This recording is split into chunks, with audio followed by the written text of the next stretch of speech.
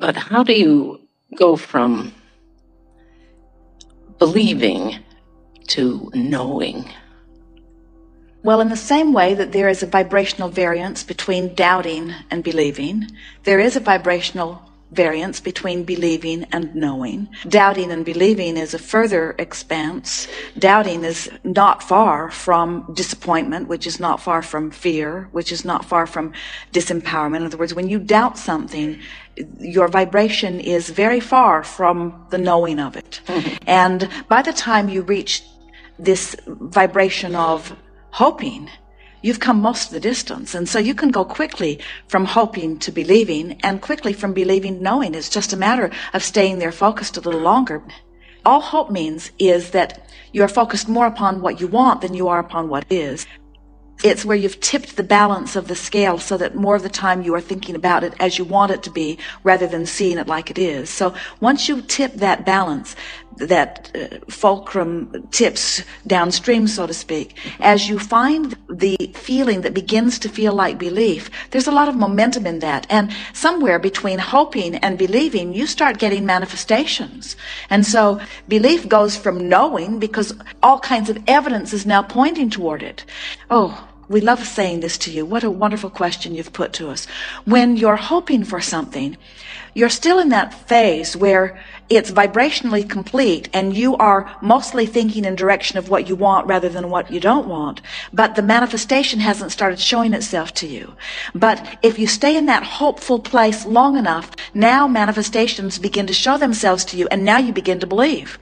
When you begin hoping for something, and then you start noticing what comes from that, and then you begin believing, and you start noticing what comes from that, before long, knowing is easy. We want to put this into the context of what faith is. A feeling of faith is belief that it will happen even though I don't have evidence that it is happening.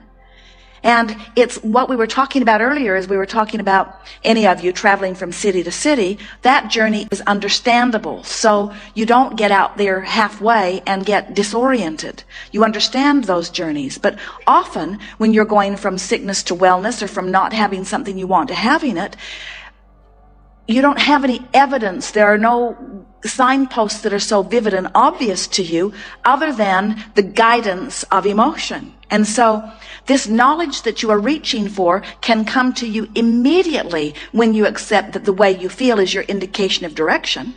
In other words, when you know that the better you feel, the better it gets, and the worse you feel, the worse it gets, that's the knowledge that you're really wanting to reach for.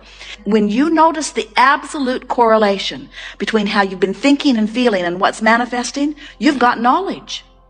So then something wonderful will happen, and Esther will say, I did that. That's knowledge. When something not so wonderful happens, Esther said, I did that. That's knowledge. So it's the knowing of the guidance system that we want you to focus upon. Everything that you live is a replication of how you've been feeling. Nothing happens that's separate from the way you feel. Everything happens that is exactly corresponding to how you've been feeling. So as you start consciously noticing those comparisons, as you think and feel and have a manifestational result, before you know it, you have knowledge. And then you start saying, I know I did that. And we think that that's really the knowledge that you're wanting to reach for. And then it's just a matter of practicing the better feeling thoughts.